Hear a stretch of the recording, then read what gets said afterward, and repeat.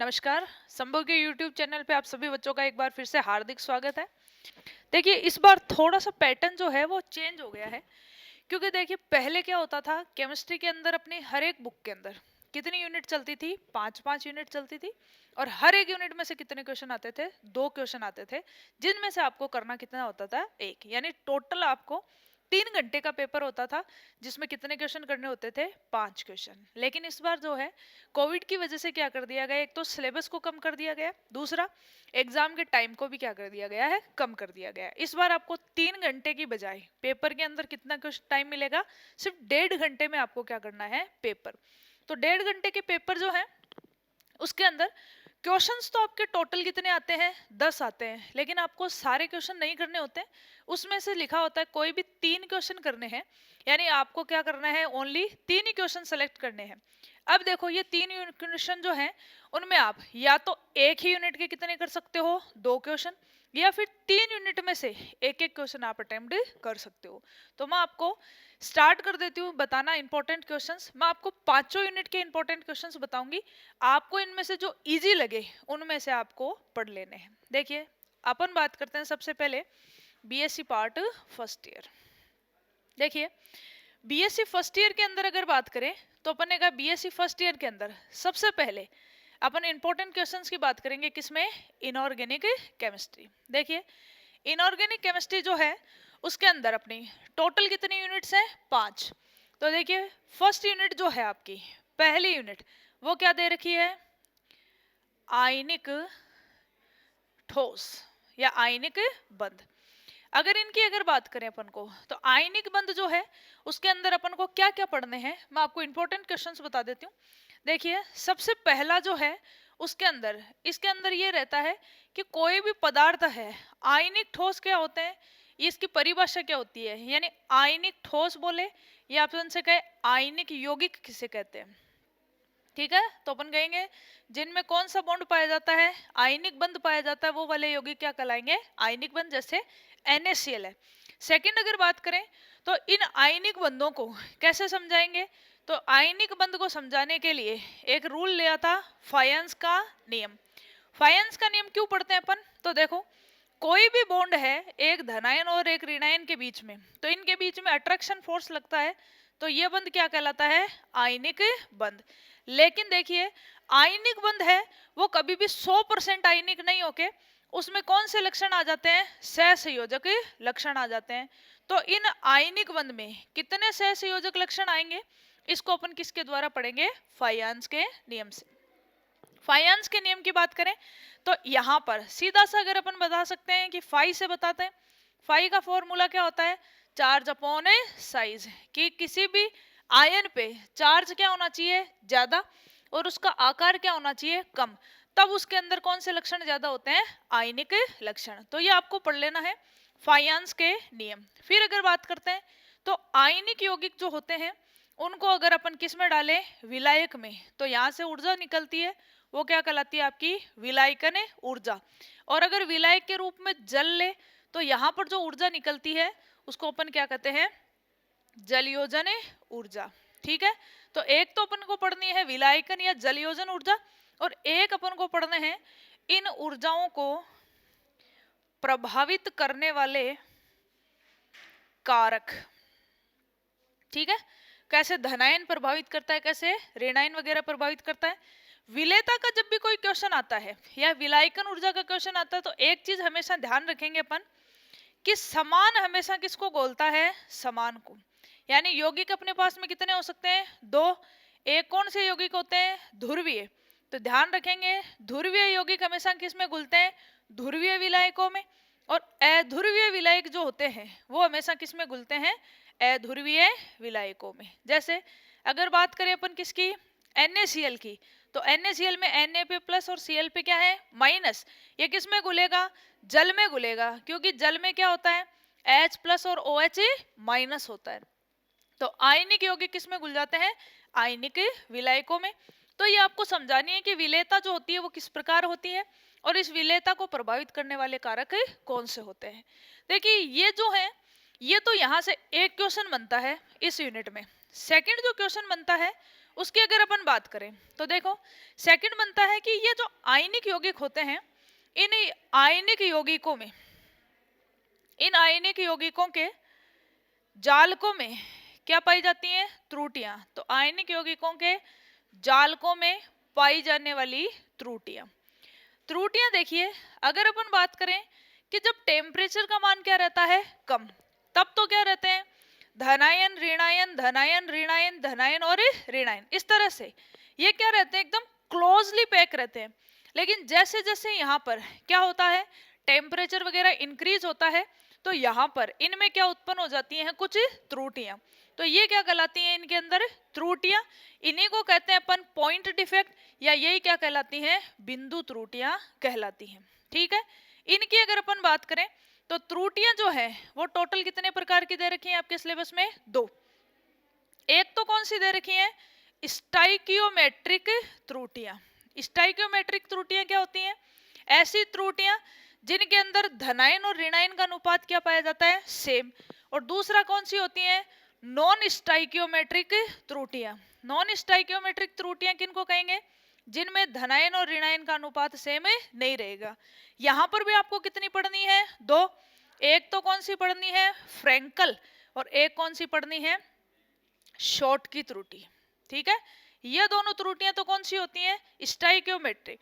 Non stoichiometric में कितनी आती हैं? 4। 4 कौन सी आती है?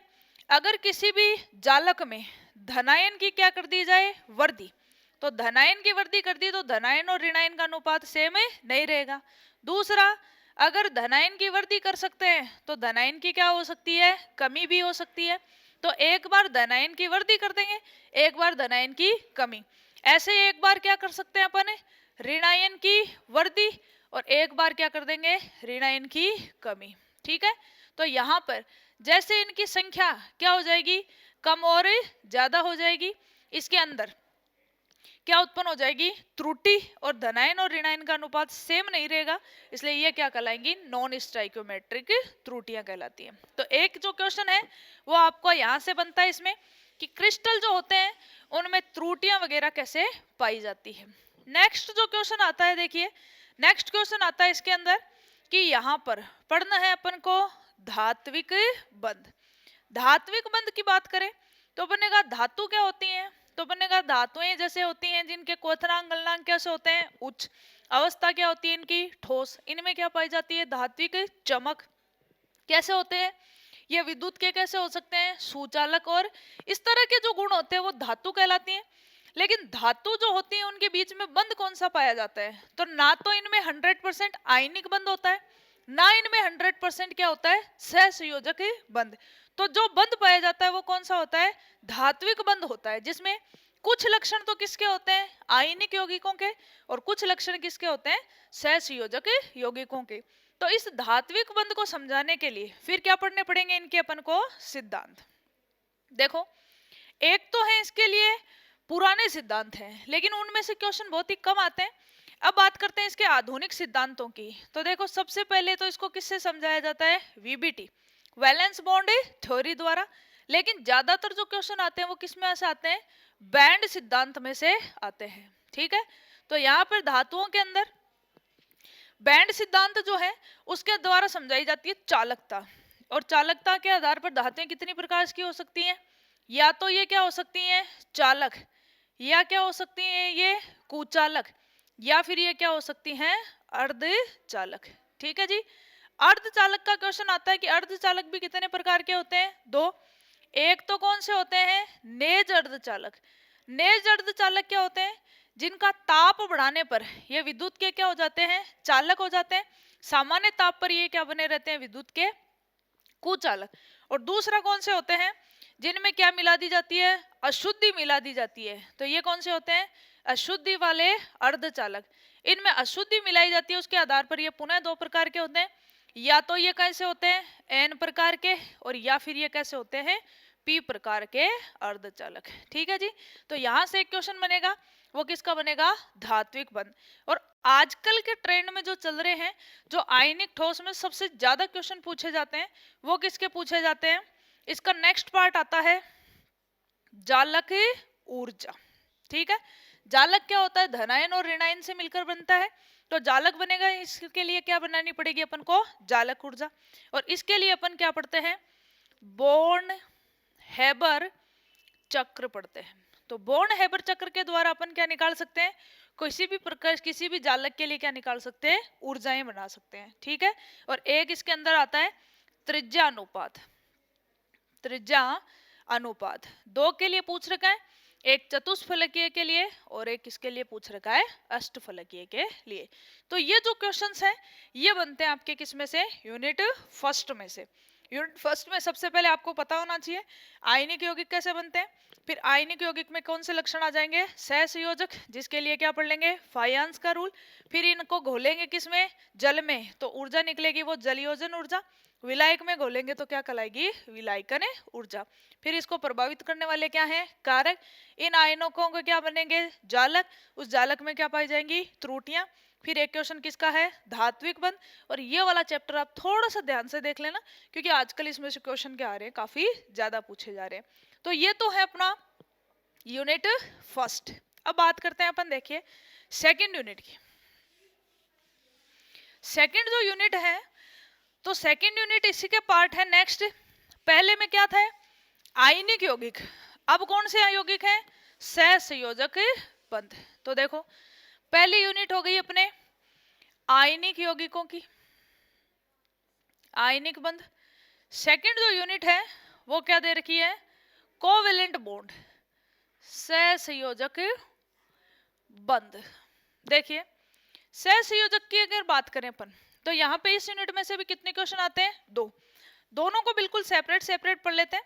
आपको जो इजी लगे वो वाला आप इसमें कर सकते हैं, और कोई भी दो का ऑप्शन आता है तो आपको रिकमेंड करेंगे ये दोनों क्वेश्चन आप जरूर अटेम्प्ट करें, क्योंकि ये बहुत ही क्या रहते हैं, आसान। देखिए सहसंयोजक बंध के अंदर एक तरफ तो दे रखे हैं अपने, सबसे पहले कोवेलेंट बॉन्ड को समझाने के लिए क्या दे रखी है, इलेक्ट्रॉन युग्म अवधारणा। लुईस सिद्धांत की अगर बात करते हैं कि किसी भी बंध जो है सहसंयोजक, सहसंयोजक बंध क्या होता है, तो ये आयनिक बंध तो था, धनायन और ऋणायन के बंध है। सहसंयोजक बंध होता है जिसमें समान संख्या में इलेक्ट्रॉनों की क्या होती है, साझेदारी। तो इसको समझाने के लिए क्या दी गई थी, इलेक्ट्रॉन युग्म अवधारणा।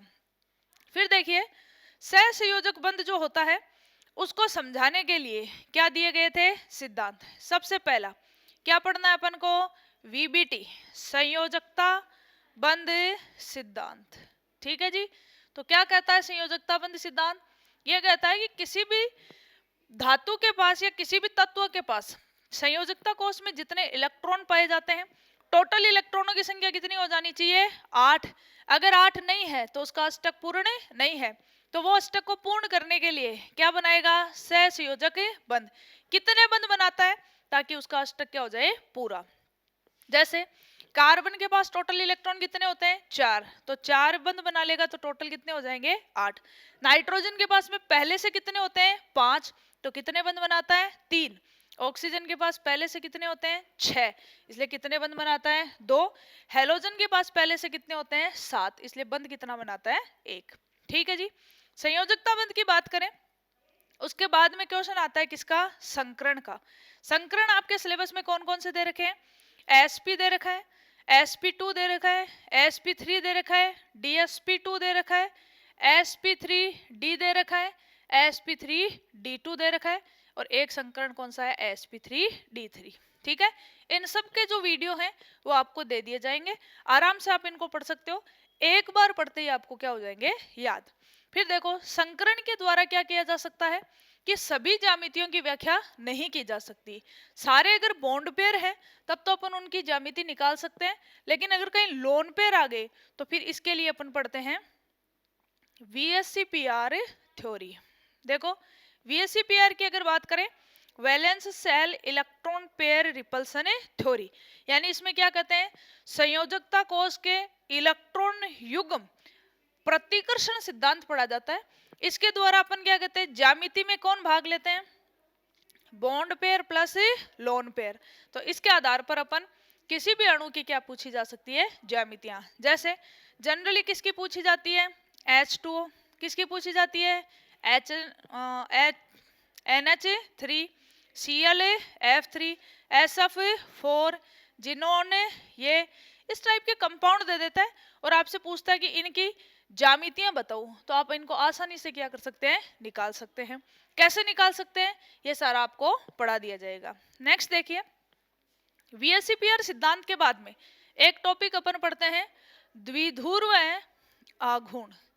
द्विध्रुव आघूर्ण जो है उसको अपन किससे लिखते हैं, म्यू से। देखिए, आयनिक बंध में धीरे धीरे कौन से लक्षण आ जाते हैं, सहसंयोजक लक्षण, जिसको बताने के लिए क्या पढ़ा था, फाइयांस का रूल। और अगर कोई भी बंध कैसा है, सहसंयोजक, जैसे हाइड्रोजन के पास 1 इलेक्ट्रॉन था, क्लोरीन के पास 7 थे, एक एक इलेक्ट्रॉन की क्या कर ली, साझेदारी, अष्टक क्या हो गया इसका, पूर्ण। लेकिन दोनों की विद्युत ऋणता में क्या है, अंतर। और विद्युत ऋणता में अंतर होने के कारण ये क्लोरीन बंध के इलेक्ट्रॉनों को ले लेगा, तो इस पर क्या आ जाएगा, आंशिक धनावेश, इस पर क्या आने लग जाएगा, आंशिक ऋणावेश। यानी बंध में एक एक इलेक्ट्रॉन की साझेदारी कर रहे थे, तब तो बंध कैसे थे, सहसंयोजक, लेकिन धीरे धीरे इसमें कौन से लक्षण आने लगे, आयनिक। तो अपन को क्या पढ़ना है, डाइपोल मूवमेंट, द्विध्रुव आघूर्ण। तो किस लिए पढ़ते हैं, सहसंयोजक बंध में किसको बताता है, आयनिक लक्षणों को। ठीक है, यहां से जो क्वेश्चन आता है ये तो किसका क्वेश्चन आएगा, क्वेश्चन नंबर 1। तो आप इसमें से संकरण और VSEPR जो है इसको अच्छे से पढ़ ले, यहां से आपका एक क्वेश्चन हो जाएगा आराम से। अब देखो इसी का दूसरा क्वेश्चन, सेकंड जो क्वेश्चन है वो दे रखा है MOT, मॉलिक्यूलर ऑर्बिटल थ्योरी। यानी क्या पढ़ना है अपन को, आणविक अणुकक्षक सिद्धांत, अणुकक्षक सिद्धांत। देखिए, अणुकक्षक सिद्धांत क्या कहता है कि दो परमाणु होते हैं वो मिलकर क्या बना देते हैं, एक अणु बना देते हैं। इसके अंदर अपन इसको इस तरह से समझाएंगे, कैसे, हाइड्रोजन जो है उसके पास में ये क्या होता है, एटॉमिक ऑर्बिटल। इधर इस हाइड्रोजन के पास में भी क्या होता है, एटॉमिक ऑर्बिटल। ये दोनों कक्षक आपस में क्या करते हैं, अतिव्यापन। और जितने कक्षक अतिव्यापन करते हैं उतनी ही संख्या में नए कक्षकों का निर्माण होता है, लेकिन कुछ की ऊर्जा तो हो जाती है कम और कुछ की ऊर्जा ज्यादा। तो देखो, एक की ऊर्जा अपन ने कम बढ़ा दी, एक की ज्यादा, क्योंकि अपन ने 2 ही एटम ले रखे थे। इन दोनों से मिलकर ये क्या बनते हैं, अणु कक्षक, मोलिक्यूलर ऑर्बिटल। जिसकी ऊर्जा कम हो जाती है, इधर से इधर ऊर्जा बता दें अपन, तो जिसकी ऊर्जा कम हो जाती है वो तो कहलाता है बॉन्डिंग मोलिकुलर ऑर्बिटल, और जिसकी ऊर्जा ज्यादा हो जाती है वो कहलाता है एंटी बॉन्डिंग मोलिकुलर ऑर्बिटल। ठीक है, तो देखो ये है अपना MOT सिद्धांत। इस MOT सिद्धांत के अंदर 3 टाइप के क्वेश्चन आएंगे। 3 टाइप के क्वेश्चन कौन से हैं, सबसे पहला फर्स्ट है समनाभिकीय अणुओं की MOT आरेख। दूसरा क्वेश्चन है विषम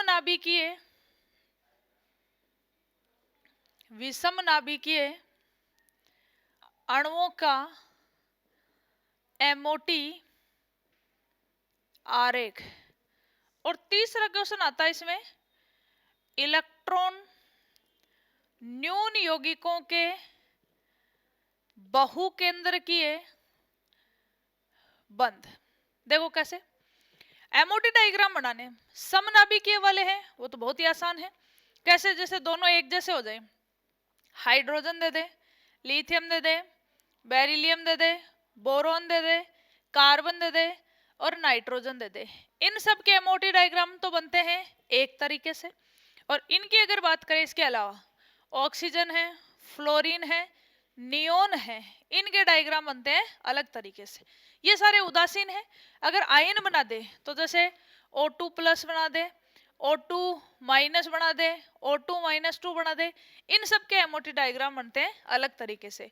लेकिन दोनों में ध्यान क्या रखना है, एक ही जैसे परमाणु हो तो इन दोनों के एटॉमिक ऑर्बिटल जो है उनकी ऊर्जा अपन को क्या रखनी है, समान रखनी है। ठीक है, दूसरे हैं विषम नाभिकीय।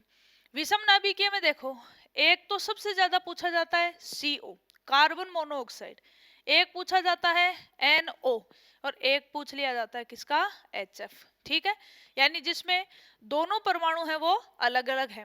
तो जिनमें देखो दोनों परमाणु अलग अलग होते हैं, उनके MOT डायग्राम बनाते समय आपको एक चीज ध्यान रखनी है, क्या, जिसकी विद्युत ऋणता क्या है, ज्यादा, उसके डायग्राम हमेशा लोअर एनर्जी पे बनेंगे। एटॉमिक ऑर्बिटल नीचे, इन दोनों से मिलकर वापस एक तो कौन सा बन जाएगा, बॉन्डिंग, एक क्या बन जाएगा, एंटी बॉन्डिंग। ठीक है, तो ध्यान रखेंगे जिसकी विद्युत ऋणता ज्यादा है उसका एमओटी डायग्राम में एटॉमिक ऑर्बिटल कहाँ बनाने हैं, थोड़े से एनर्जी कम पे बनाने हैं। ठीक है जी। एक जो क्वेश्चन आता है वो पूछा जाता है न्यून यौगिकों वाले। न्यून यौगिक क्या होते हैं, तो जैसे अपन बात करें आवर्त सारणी में बोरॉन फैमिली, फिर कार्बन, फिर नाइट्रोजन, फिर ऑक्सीजन और फिर हेलोजन और देन अक्रिय गैसें। कार्बन के पास में इलेक्ट्रॉनों की संख्या कितनी होती है, 4। ये 4 क्या बना लेता है, सहसंयोजक बंध, जैसे CH4। तो इसका अष्टक क्या हो जाता है, पूरा। नाइट्रोजन के पास एक लोन पेयर है, 3 बंध बनाते हैं, इसके पास टोटल इलेक्ट्रॉनों की संख्या कितनी हो जाती है, 8, क्योंकि एक बंध में इलेक्ट्रॉन कितने होते हैं, 2। तो 2 2 4 2 6 और 2 लोन पेयर हैं, तो 2 लोन पेयर का मतलब एक लोन पेयर में इलेक्ट्रॉन कितने होते हैं, 2। टोटल कितने हो गए, 8। ऑक्सीजन के पास 2 लोन पेयर है, 2 बंध बना लेता है। हेलोजन फैमिली के पास 3 लोन पेयर, 1 बंध बना लेता है। और अक्रिय गैसों के पास में पहले से कितने इलेक्ट्रॉन होते हैं, 8, तो बंध का निर्माण नहीं करते। लेकिन बोरोन के साथ समस्या है कि बोरोन के पास में इलेक्ट्रॉन कितने होते हैं संयोजकता कोष में, 3, और ये 3 ही क्या बना सकता है, बंध बना सकता है, जैसे BH3। तो अब देखो एक बंध में इलेक्ट्रॉनों की संख्या है 2, तो 2 यहाँ हो गए, 2 यहाँ और 2 यहाँ, टोटल इलेक्ट्रॉन कितने हो गए, 6 इलेक्ट्रॉन, यानी इसका अष्टक है वो अपूर्ण रह गया। अष्टक पूरा नहीं है तो इन्हें बोलते हैं इलेक्ट्रॉन न्यून यौगिक, यानी इनके पास इलेक्ट्रॉनों की क्या है, कमी। तो अब इनके पास में ये और ज्यादा सहसंयोजक बंध नहीं बना सकते क्योंकि इनके पास में संयोजकता कोष में अनपेड इलेक्ट्रॉन नहीं है। तो ये क्या करते हैं, अपना डाइमर बना लेते हैं। जैसे BH3 जो है वो क्या बना लेता है, B2H6। तो इनके अंदर आपसे पूछा है कि इनमें बंध कैसे पाए जाते हैं, तो देखिए कैसे बनते हैं। 2 तो क्या है, बोरोन, एक बोरोन है वो 3 क्या बना सकता है, बॉन्ड, जैसे इसने बना लिए। ऐसे ये बोरोन भी कितने बंध बना सकता है, 3, लेकिन इनका अष्टक क्या है, अपूर्ण है। तो ये क्या करता है, ये बोरोन इधर भी क्या कर लेता है, इससे बॉन्ड बना लेता है, और इधर ये किससे बना लेता है, इससे। एट ए टाइम पे क्या रहता है, एक ही बॉन्ड बन सकता है। जैसे ये हाइड्रोजन बंध के इलेक्ट्रॉन लेके इधर आ जाए, ठीक है, तो ये वाला बॉन्ड क्या हो जाएगा, टूट जाएगा। और इस टाइप के जो बॉन्ड होते हैं देखो इनको क्या बोलते हैं, इसमें सेंटर तो कितने हैं, 3, 2 तो बोरोन, 1 कार्बन, तो ये हो गए 3 सेंटर्ड। लेकिन अगर बात करें टोटल इलेक्ट्रॉन की, दोनों बंध एक साथ नहीं बन सकते, तो अगर अपन बात करें तो एक ही बंध बन सकता है, इसलिए इलेक्ट्रॉन कितने हैं इसमें, 2।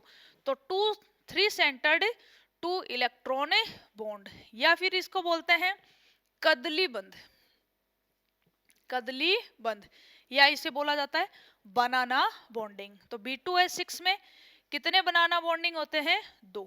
इस तरह से बनते हैं जिनमें सेंटर कितने होते हैं, 3, और इलेक्ट्रॉन कितने रहते हैं, 2। एक बंध बनेगा तो दूसरा पहले क्या हो जाएगा, टूट जाएगा। ठीक है जी। तो ये जो क्वेश्चंस है ये अपने चलेंगे किसमें, यूनिट सेकंड में। और यूनिट सेकंड जो है वो किससे रिलेटेड है, अपने सहसंयोजक बंधों से। बहुत ही आसान यूनिट है, आप इसके दोनों क्वेश्चन जो है वो आराम से एक बार में पढ़ के क्या कर सकते हैं, अटेम्प्ट कर सकते हैं। ठीक है जी। अब बात करते हैं अपने नेक्स्ट यूनिट की। देखिए 2 तो हो गए बॉन्ड, अब आते हैं आवर्त सारणी पे। आवर्त सारणी में अगर बात करें तो टोटल ब्लॉक कितने दे रखे हैं अपने, 4, S ब्लॉक और P ब्लॉक, D और F, जिसके अंदर से S और P ब्लॉक जो है वो अपन को कहाँ पढ़ने हैं, अपन को BSc पार्ट फर्स्ट ईयर में। देखो दोनों को एक साथ बता देते हैं। थर्ड यूनिट जो है वो है S ब्लॉक तत्व है, S ब्लॉक तत्व है। और फोर्थ यूनिट किसकी है, P ब्लॉक तत्व है। देखो दोनों में क्वेश्चन जो रहते हैं उनके पैटर्न सेम ही रहता है। कैसे, आवर्त सारणी में देखिए ये अपने पास में आवर्त सारणी है। तो अपन ने कहा आवर्त सारणी की अगर बात करें तो ये जो शुरू के दो ब्लॉक हैं ये तो कौन से होते हैं, एस ब्लॉक। अंतिम इलेक्ट्रॉन जिस ब्लॉक में जाता है वो उसी ब्लॉक का क्या कहलाता है, तत्व है। एस कक्षक कितना होता है, एक। टोटल तत्व कितने आ सकते हैं, दो। पी कितने होते हैं, तीन। तो इसमें टोटल कितने आ सकते हैं, छह। डी कितने हैं अपने पास में टोटल, पांच। तो टोटल कितने हो जाएंगे, 10। एफ कक्षक कितने होते हैं अपने पास में, 7। तो टोटल तत्व कितने हो जाएंगे, 14। देखिए एस ब्लॉक के बाद में यहाँ पे बीच में क्या आते हैं, संक्रमण तत्व, डी ब्लॉक एलिमेंट्स, ये सेकेंड ईयर में पढ़ने। और फिर कौन आते हैं, पी ब्लॉक। सबसे पहले बोरोन फैमिली, फिर कार्बन फैमिली, उसके बाद में नाइट्रोजन, उसके बाद में ऑक्सीजन, उसके बाद में हेलोजन फैमिली, उसके बाद में अक्रिय गैसें। देखिए इधर अपन बात करें तो सबसे पहले कौन से आता है, लिथियम। इधर कौन आते हैं, बेरिलियम। ठीक है, और भी बहुत सारे तत्व आते हैं। ये वाले तत्व तो क्या कहलाते हैं, एस ब्लॉक तत्व है। और ये अपने पास में कौन से तत्व हो गए, पी ब्लॉक तत्व है। तो देखो इनके अंदर क्वेश्चन कौन कौन से आते हैं, और एफ ब्लॉक के तत्व होते हैं उनको आवर्त सारणी में अलग से रखा जाता है, एफ ब्लॉक के तत्व। तो अपन को पढ़ने एस ब्लॉक और पी ब्लॉक। देखिए पी ब्लॉक के अंदर अगर एस ब्लॉक के अंदर बात करें तो यहाँ क्वेश्चन कौन कौन से आते हैं। तो ये वाला ब्लॉक तो क्या कहलाता है, क्षार धातुएं। और यहाँ कहलाती हैं, वो क्या कहलाती हैं, क्षार मृदा धातुएं। ठीक है जी। एक चीज और देखें, यहाँ पे इस आवर्त सारणी में एक सीढ़ी नुमा क्या पाई जाती है, रेखा। इस सीढ़ी नुमा रेखा के इधर जितने भी तत्व होते हैं वो सारे के सारे क्या होते हैं, धातु। इधर वाले सारे तत्व क्या होते हैं, अधातु। और इसके ऊपर पाए जाते हैं वो क्या कहलाते हैं, उपधातु कहलाते हैं। ठीक है। अब देखो यहाँ पे अगर अपन बात करें कि यहाँ पे क्वेश्चन कौन कौन से आते हैं, तो देखिए सबसे पहले तो आपको ये पता होना चाहिए कि यहाँ पे इन ब्लॉक्स में जो तत्व पाए जाते हैं उनके नाम याद होने चाहिए। फिर देखो सबसे पहले क्या होना चाहिए, तत्वों के नाम अगर आपको पता है तो इनका लिखना आना चाहिए क्या, इलेक्ट्रॉनिक विन्यास। सेम यही है पी ब्लॉक में भी क्या है, जो भी तत्व पाए जाते हैं उनके नाम याद होने चाहिए और उनका क्या लिखना आना चाहिए, इलेक्ट्रॉनिक विन्यास। सेकंड देखिए इनका पता होना चाहिए क्या, परमाणु आकार, यानी इनके लिए क्या पता होनी चाहिए अपन को, साइज। साइज की अगर बात करें तो देखो आवर्त सारणी में लेफ्ट टू राइट जाते हैं तो आकार में क्या होती है, कमी। अप टू डाउन जाते हैं तो आकार में क्या हो जाती है, वृद्धि। नेक्स्ट देखिए थर्ड अगर अपन बात करें तो अगर इनके लिए पता होनी चाहिए आपको आयनन ऊर्जा। इधर भी क्या पता होनी चाहिए, आयनाइजेशन एनर्जी। आयनन ऊर्जा क्या होती है, कोई भी तत्व है उसके अंदर बाह्य कोशों में क्या पाए जाते हैं, इलेक्ट्रॉन। इलेक्ट्रॉन पे नेगेटिव है, नाभिक पे क्या है, पॉजिटिव। इलेक्ट्रॉन पे क्या लगाता है, आकर्षण बल। तो बाह्यतम कोश को संयोजकता कोश कहते हैं। और इस कोश में से इलेक्ट्रॉन को निकालने के लिए अपन को ऊर्जा देनी पड़ती है, वो ऊर्जा क्या कहलाती है, आयनन ऊर्जा। तो आयनन ऊर्जा की अगर बात करें तो इधर से इधर आकार क्या हो रहा है, घट रहा है, क्योंकि नाभिक का आकर्षण बल बढ़ रहा है। तो इधर से इधर इलेक्ट्रॉन निकालने के लिए ऊर्जा क्या देनी पड़ेगी, ज्यादा। यहाँ आकार क्या है, बड़ा, नाभिक का आकर्षण बल क्या है, कम। तो आयनाइजेशन एनर्जी का मान ऊपर से नीचे जाने पे घट जाता है। नेक्स्ट देखिए फोर्थ पॉइंट की अगर बात करें तो क्या पता होनी चाहिए, विद्युत ऋणता। इनको बोलते हैं इलेक्ट्रॉन नेगेटिविटी। क्या होती है, किसी भी इलेक्ट्रॉन को अपनी ओर आकर्षित करने की जो पावर होती है वो क्या कहलाती है, विद्युत ऋणता। आवर्त सारणी में लेफ्ट टू राइट जाते हैं तो विद्युत ऋणता बढ़ती है, जिसके कारण आकार में क्या हो जाती है, कमी। और इधर से इधर जाते हैं तो इलेक्ट्रॉन नेगेटिविटी क्या हो जाती है, घट जाती है। नेक्स्ट देखिए पांचवी अगर बात करें तो क्या पता होने चाहिए, इनके अंदर धात्विक गुण। देखिए मेटेलिक प्रॉपर्टीज कैसे होती हैं, तो अगर अपन बात करें तो अभी बताया था आवर्त सारणी में इधर वाले तत्व क्या कहलाते हैं, धातु। उधर कौन से होते हैं, अधातु। तो इधर से इधर जाते हैं तो इनके अंदर धात्विक गुण है, उसमें क्या होती है, वृद्धि। अप टू डाउन जाते हैं तो धात्विक गुणों में क्या हो जाती है, कमी। नेक्स्ट प्रॉपर्टी पता होनी चाहिए कौन सी, 6 नंबर पे, इनकी चालकता। तो देखिए चालकता की अगर बात करें तो जो धातु होते हैं वो विद्युत और ऊष्मा के कैसे होते हैं, सुचालक होते हैं। और अधातुओं की बात करें तो वो चालक नहीं है। तो इनके लिए पता होनी चाहिए अपन को कंडक्टेंस। नेक्स्ट अगर बात करें क्या पता होने चाहिए इनके, अपचायक गुण। अपचायक गुण में देखिए दो नाम आते हैं, एक होता है अपचायक और एक होता है ऑक्सीकारक। अपचायक और एक होता है ऑक्सीकारक। देखिए अपचायक का होता है जो दूसरे का क्या करता है, अपचयन करता है, लेकिन जिसका स्वयं का क्या होता है, ऑक्सीकरण होता है, ऑक्सीकरण। ठीक है, ऑक्सीकारक क्या होता है, जो क्या करता है, ऑक्सीकरण करता है। तो ऑक्सीकरण करता है तो इसमें खुद का क्या हो जाता है, अपचयन। अपचयन और ऑक्सीकरण क्या होता है, इलेक्ट्रॉन का जुड़ना क्या कहलाता है, अपचयन। इलेक्ट्रॉन का हटना क्या कहलाता है, ऑक्सीकरण। तो देखो अपचय गुणों की अगर बात करते हैं तो इनके लिए रिड्यूसिंग पावर पता होनी चाहिए। अब देखो इधर से इधर जा रहे हैं तो इलेक्ट्रॉन नेगेटिविटी बढ़ रही है, यानी इलेक्ट्रॉनों को अपनी ओर खींचने की पावर बढ़ रही है। खींचने की पावर बढ़ रही है तो इनका हमेशा इलेक्ट्रॉनों को क्या करते हैं, ग्रहण। तो खुद का तो क्या हो जाता है, अपचयन। तो ये दूसरे का क्या कर देते हैं, ऑक्सीकरण। इसीलिए फ्लोरीन जो होता है वो कैसा होता है, प्रबल ऑक्सीकारक होता है। और अगर बात करें सबसे ज्यादा कम की तो सीजियम जो होता है वो कैसा होता है, सबसे, इसका ऑक्सीकरण क्या होता है, बहुत ही आसानी से। और ऑक्सीकरण होता है वो क्या कहलाते हैं, अपचायक। नेक्स्ट बात करते हैं, नेक्स्ट प्रॉपर्टी होती है इनकी कि ये प्रकृति में कैसे पाए जाते हैं, यानी इनको प्रकृति में कैसे प्राप्त किया जाता है। नेक्स्ट अगर बात आते हैं तो एक आता है ज्वाला परीक्षण, फ्लेम टेस्ट आता है। फ्लेम टेस्ट कैसे होता है, देखो अगर अपन बात करें इन तत्वों के, एस ब्लॉक के तत्वों की, तो अपन एक क्वेश्चन आता है कि बताओ बेरिलियम जो होता है और मैग्नीशियम जो होता है वो फ्लेम टेस्ट नहीं देते, बाकी सब क्या करते हैं, जब इनको उच्च ताप पे क्या किया जाता है, गर्म किया जाता है, तो इनसे जो ज्वाला होती है उसको एक विशेष रंग क्या करते हैं, प्रदान, जो इनकी पहचान कर सकता है।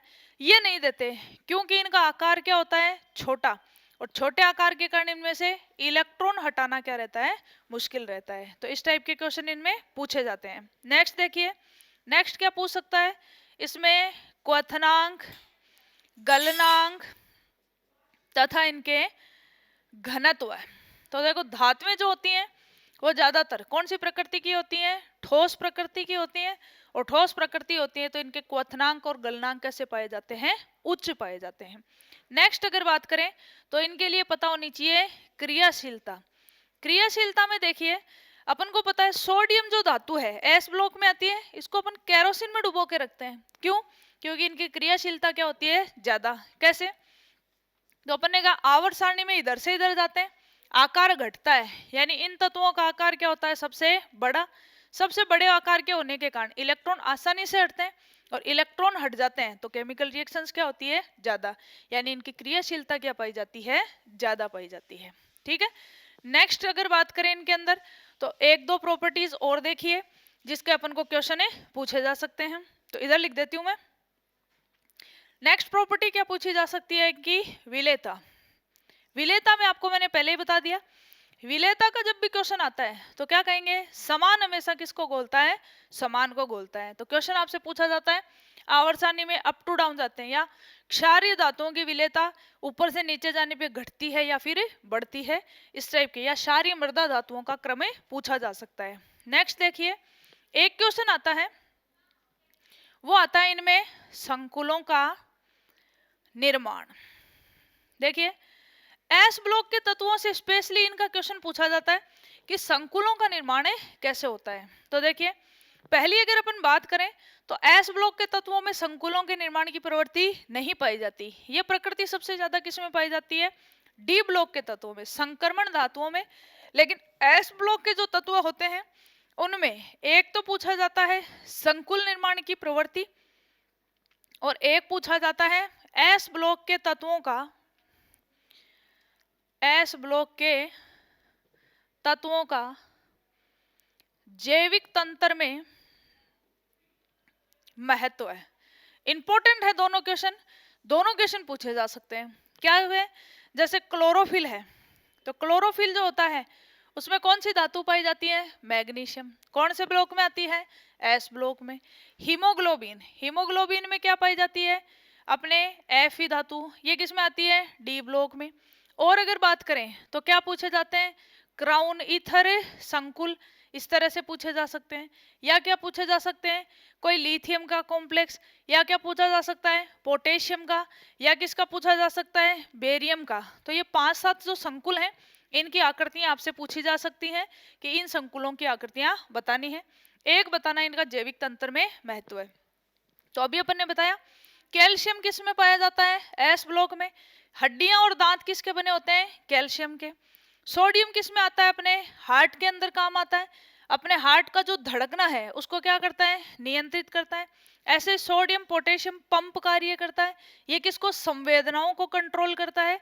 इस तरह से तो ये जो तत्व होते हैं इनका अपनी डेली लाइफ में क्या यूज है, ये आपसे पूछा जाता है। ठीक है जी, तो ये है अपने क्वेश्चंस। ये छोटे छोटे हैं, एक एक बार आपको पढ़ते ही क्या हो जाएंगे, याद हो जाएंगे। तो इनमें से सारे नहीं आते, इनमें इस क्वेश्चन पूछा जा सकता है कि जैसे एस ब्लॉक के तत्वों के लिए संकुल निर्माण की प्रवृत्ति और इनके अपचयक गुणों को आप समझाइए। तो इस टाइप के अपन को क्वेश्चन से पढ़ने हैं।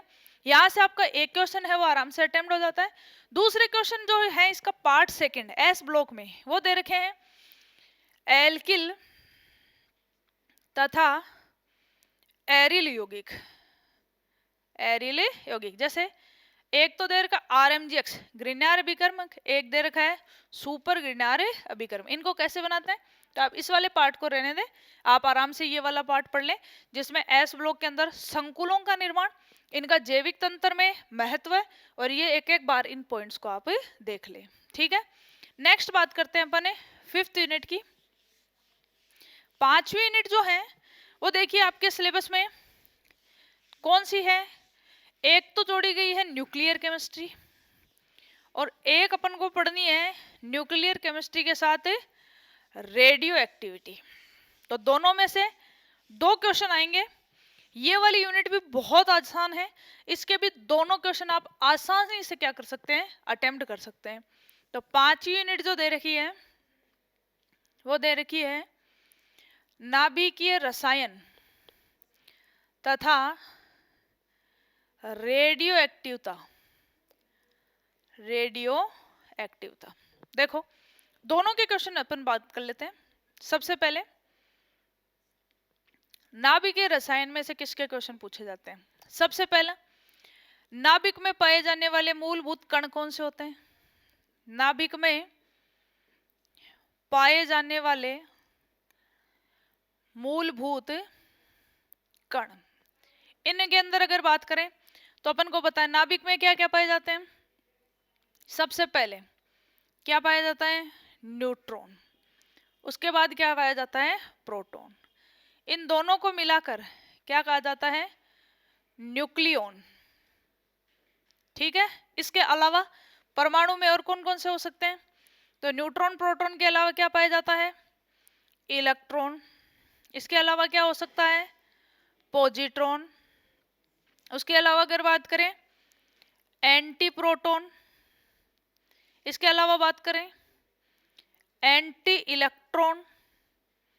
इनके अलावा अगर बात करें कौन से कण पाए जाते हैं, मेसोन कण। तो ये सब आपको पढ़ना है। क्या पढ़ना है इनमें, एक तो इनकी खोज किसने की थी, यानी इनके क्या पढ़ने अपन को, खोज करता। एक पढ़ना है इनके ऊपर आवेश कैसा होता है, जैसे न्यूट्रॉन पे आवेश कैसा होता है, उदासीन होता है। प्रोटॉन पे कैसा होता है, पॉजिटिव। इलेक्ट्रॉन पे कैसा होता है, नेगेटिव।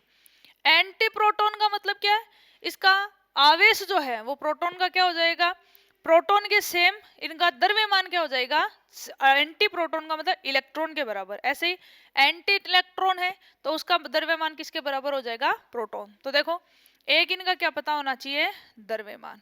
ठीक है, ये 3 चीजें अपन को पढ़नी है कि इनके अंदर कौन कौन से कण पाए जाते हैं। उसके बाद बात करते हैं, तो अपन ने कहा इनके अंदर जो भी अपने नाभिक के रसायन के अंदर क्या पढ़ना है, नाभिक में कौन कौन से परिवर्तन हो सकते हैं। तो देखो यहाँ पे अपन को तीन चीजें पढ़नी है। एक पढ़ना है समभारिक तत्व है, एक पढ़ना अपन को समस्थानिक, और एक अपन को पढ़ना है सम न्यूट्रॉनिक। देखो क्या कहते हैं, ऐसे नाभिक जिनके अंदर परमाणु क्रमांक क्या होता है अलग अलग, लेकिन जिनका परमाणु भार क्या होता है समान, क्या कहलाते हैं समभारिक। तो देखो जो परमाणु क्रमांक है उसको अपन किससे लिखते हैं, जेड से। एक लिखते हैं परमाणु द्रव्यमान, इसको किससे लिखते हैं, ए से। और इन दोनों का अंतर है वो किसको बताता है, न्यूट्रॉनों की संख्या को, न्यूट्रॉनों की संख्या। तो देखो समभारिक में जेड क्या होता है अलग अलग, ए क्या होता है सेम। समस्थानिक क्या होते हैं, ऐसे तत्व है जो आवर्त सारणी में एक ही स्थान पर आते हैं, इनका मतलब इनका परमाणु क्रमांक क्या होता है सेम, लेकिन इनका भार क्या होता है अलग अलग। और सम न्यूट्रॉनिक जेड भी क्या होता है अलग अलग, ए भी क्या होता है इनका अलग अलग, लेकिन इनके लिए ए माइनस जेड यानी न्यूट्रॉन की संख्या क्या पाई जाती है, समान पाई जाती है। ठीक है, तो जैसे समभारिकों की बात करें तो जैसे इनका भार समान होना चाहिए, तो क्या लिख सकते हैं अपन, जैसे 6 कार्बन है 14, 7 नाइट्रोजन है 14, दोनों का परमाणु क्रमांक अलग अलग है, भार क्या है सेम। समस्थानिकों की बात करें तो जैसे हाइड्रोजन के समस्थानिक हो गए 1H1, 1H2, 1H3, परमाणु क्रमांक क्या है समान, परमाणु भार सबका क्या है अलग अलग। इनमें अनुपात क्या होना चाहिए सेम, अंतर क्या होना चाहिए दोनों का सेम। जैसे 6 कार्बन 12, तो अंतर की बात करें तो 12 माइनस 6 कितना होना चाहिए 6। तो ऐसा ही कोई एटम और ढूंढना अपन को, जैसे क्या हो गया 7 नाइट्रोजन है 13, तो 13 माइनस 7 कितना हो गया 6, यानी दोनों का अंतर क्या होना चाहिए समान। तीन परिभाषाएं ये याद करनी है। अब अगर बात करते हैं कि कोई भी नाभिक है या कोई भी न्यूक्लियन है तो उसके अंदर परमाणु जो है उसके नाभिकों की बात करते हैं, तो अपन ने कहा परमाणु के नाभिक में क्या पाए जाते हैं, न्यूट्रॉन और प्रोटॉन। तो देखो नाभिक में होते हैं न्यूट्रॉन और प्रोटॉन, तो इन दोनों के बीच में पाए जाने वाले आकर्षण बल, न्यूट्रॉन न्यूट्रॉन के बीच में क्या लगता है आकर्षण, प्रोटॉन प्रोटॉन के बीच में भी क्या लगता है आकर्षण बल, और न्यूट्रॉन और प्रोटॉन के बीच में भी क्या पाया जाता है आकर्षण बल। यानी ये जो नाभिकीय बल है ये बाकी सब बलों से क्या होते हैं थोड़े अलग प्रकृति के, इसीलिए ये क्या होते हैं स्थायी। अब बात करते हैं नाभिक का स्थायित्व कैसे देखा जाता है, तो नाभिक का स्थायित्व देखने के लिए पढ़ते हैं एन बट्टा पी अनुपात, एन अपॉन पी रेशियो।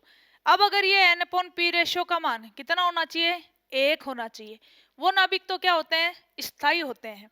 अब अगर ये नहीं है तो एन अपॉन पी अनुपात क्या हो जाए 1 से ज्यादा, या एन अपॉन पी अनुपात क्या हो जाए 1 से कम। तो यहाँ पे आपको पढ़ने हैं कि जब ये अगर ज्यादा हो जाता है तो कौन से कणों का उत्सर्जन किया जाता है, और एन अपॉन पी अनुपात 1 से कम हो जाता है तो इसको बढ़ाने के लिए कौन से कणों का उत्सर्जन किया जाता है। ठीक है, तो यहाँ से आपका एक क्वेश्चन बनता है। अब बात करते हैं इसके सेकंड पार्ट की। सेकंड जो पार्ट है वो अपन को किससे संबंधित पढ़ना है, रेडियो एक्टिवता से।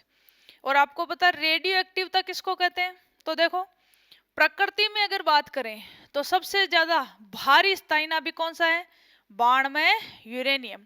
यूरेनियम के बाद वाले तत्व जो हैं वो अपने आप क्या होते रहते हैं विघटित, और ये तत्व जो अपने आप स्वतः विघटन का गुण पाया जाता है यही क्या कहलाता है रेडियो एक्टिवता कहलाता है। रेडियो एक्टिवता कहलाता है इसलिए यूरेनियम के बाद में जितने भी तत्व आते हैं उन सबको कौन से तत्व कहा जाता है, ट्रांस यूरेनियम।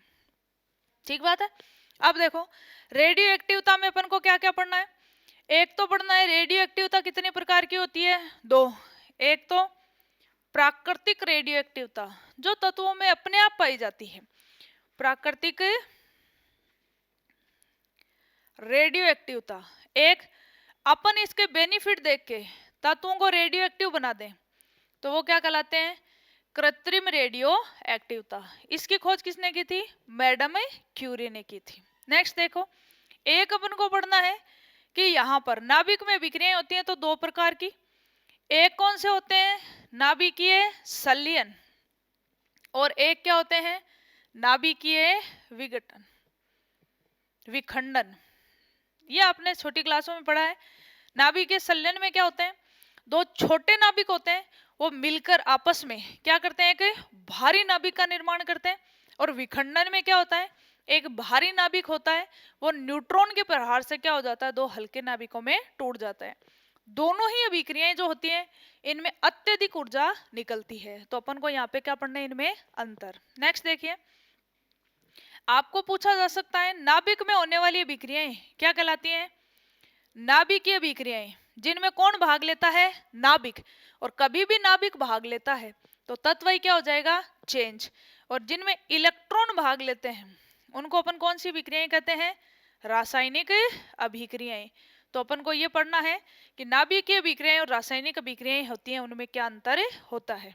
एक अपन को पढ़ना है कि जब नाभिक चेंज हो जाता है, यानी जिनमें रेडियो एक्टिवता पाई जाती है, तो वो लास्ट में जाके कहाँ रुकता है? तो इसके लिए पढ़ना है अपन को रेडियो एक्टिव विघटन श्रेणियां। श्रेणियां, ठीक है। तो टोटल कितनी श्रेणियां होती हैं अपने? 4 होती हैं। जैसे नेपच्यूनियम श्रेणी है, यूरेनियम श्रेणी है, थोरियम श्रेणी वगैरह है, इस तरह से। तो इन श्रेणियों के लिए कौन कौन सी, इनका प्रारंभिक तत्व कौन होता है, इनका अंतिम तत्व कौन होता है। और एक अपन को पढ़ना है वर्ग विस्थापन का नियम। इससे काफी क्वेश्चन पूछे जाते हैं। वर्ग विस्थापन का मतलब है, जैसे एल्फा कणों की बात करें तो एल्फा क्या होता है? 2He4। 2He4 यानी ये किसका नाभिक होता है? हीलियम का नाभिक। तो अगर किसी तत्व से क्या निकाल दें अपन? एक हीलियम, तो वो आवर्त सारणी में परमाणु क्रमांक में कितने की कमी हो जाती है? 2 की। और उसकी द्रव्यमान संख्या में कितने की कमी हो जाती है? 4। 2 की कमी हो गई तो आवर्त सारणी किस पर आधारित होती है? परमाणु क्रमांक। तो किधर खिसक जाता है? पीछे की ओर। कितने स्थान? 2। इसे क्या कहा जाता है? वर्ग विस्थापन का नियम। तो आपसे पूछा जा सकता है एल्फा कण निकलते हैं तो कितना खिसकेगा? बीटा निकलेगा तो कितना खिसकेगा? इस तरह से। और एक पूछा जाता है कोई भी रेडियो एक्टिव समस्थानिक जो होते हैं, जैसे सोडियम है, आयोडीन है, इस तरह से, इनका उपयोग है, यानी रेडियो एक्टिविटी जो है उनका उपयोग अपन कहाँ करते हैं। ठीक है, तो ये जो अपन जीवाश्मों की आयु वगैरह या चट्टानों की आयु वगैरह ज्ञात करते हैं वो किस विधि से करते हैं? रेडियो एक्टिव समस्थानिकों से। तो देखिए, ये है अपना सबसे फर्स्ट इनऑर्गेनिक केमिस्ट्री का पेपर, जिसके अंदर टोटल जो है 5 यूनिट दे रखी हैं। हर एक यूनिट में से 2-2 क्वेश्चन आएंगे। आपको टोटल कितने क्वेश्चन करने रहेंगे? जिसमें से 3। तो आप हैं 2 यूनिट की अगर बात करें तब तो सबसे इजी यूनिट है सहसंयोजक बंध और नाभिकीय रसायन या रेडियो एक्टिविटी वाली। एक बार पढ़ते आप आसानी से इनके क्वेश्चन कर सकते हो। उसके अलावा अगर 3 यूनिट में से पढ़ना चाहो, एक एक यूनिट में से क्वेश्चन पढ़ना चाहो, तो आप इसमें से या तो आयनिक बंध पढ़ सकते हैं 3rd यूनिट, या फिर कौन सी पढ़ सकते हैं? ऐसे ब्लॉक। ठीक है, और इनके अंदर से सारे क्वेश्चन जो इंपॉर्टेंट है, यानी आपको पढ़ना क्या क्या है वो आराम से बता दिया गया है। इसके अलावा इनमें जितने भी इंपॉर्टेंट क्वेश्चन हैं वो भी उनके आपको पीडीएफ दे दी जाएगी। और इन सब क्वेश्चंस के जो है वो लिंक आपको क्या दे दिया जाएगा? डिस्क्रिप्शन में दे दिया जाएगा। ठीक है, तो इसी तरह की वीडियो अपन ऑर्गेनिक और फिजिकल केमिस्ट्री के लिए भी बनाएंगे। तो मिलते हैं आपसे नेक्स्ट वीडियो में, तब तक के लिए धन्यवाद।